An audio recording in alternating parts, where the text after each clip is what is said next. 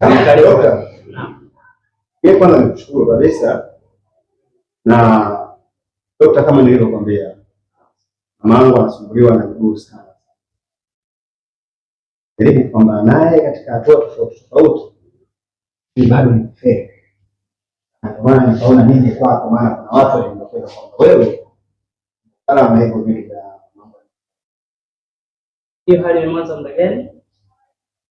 Dokta, nisiwe muongo, hii hali kidogo ina kama mwaka hivi na kama mwaka na nusu hivi. Yeah.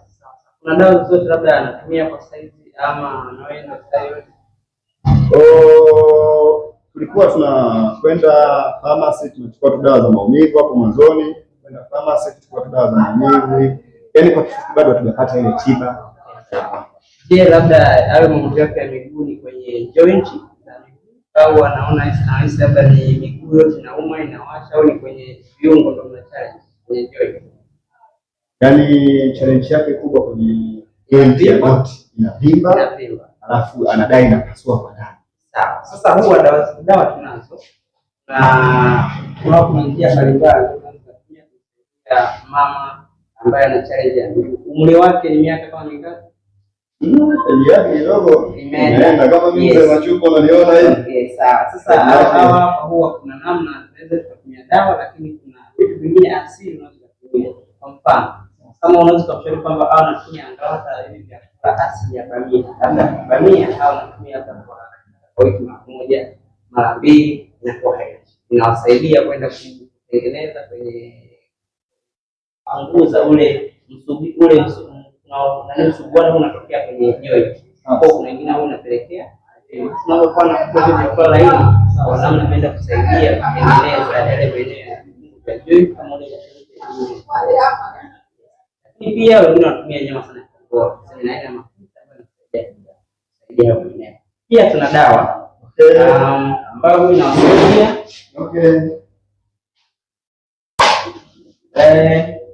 kulingana na STG standard guideline ya taifa ambayo tunatumia mara nyingi sana. Kwa ni dawa inaitwa Meloxicam. Huwa tunawapa hawa mama ambao au wagonjwa ambao wanakuwa na challenge ya miguu inauma sana, sababu ile inatokana na maumivu ya mifupa kwa ndani. Kwa huwa wanapewa hizi dawa na dozi ya muda mrefu kidogo, mwezi mzima. Kwa anakuwa kidonge kama anajisikia maumivu. Kwa anatoa dozi ya mwezi. Kama anajisikia maumivu, kama maumivu hamna, anaacha. Unaona?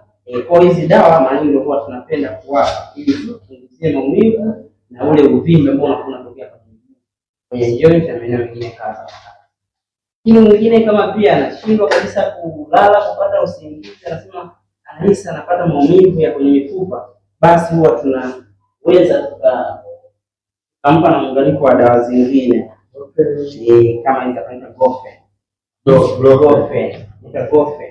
Ndipo tunawapa kama anahisi maumivu makali sana kwenye mifupa.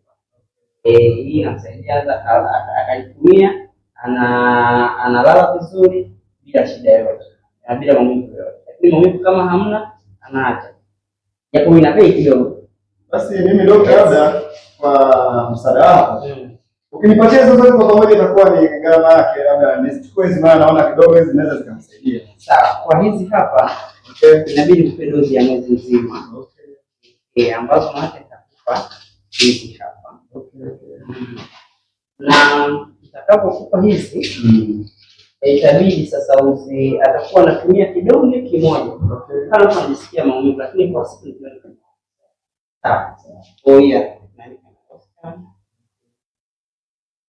Moja mara moja. Kwa mwambie anapojisikia maumivu anakunywa, lakini kama anajisikia maumivu Nashukuru. Dokta, nikushukuru. Nikushukuru sana, nikushukuru sana. Sema na ile nyingine nayo pia ungenipatia kwa sababu nadhani mama wangu hapa nadhani na baba sio ile.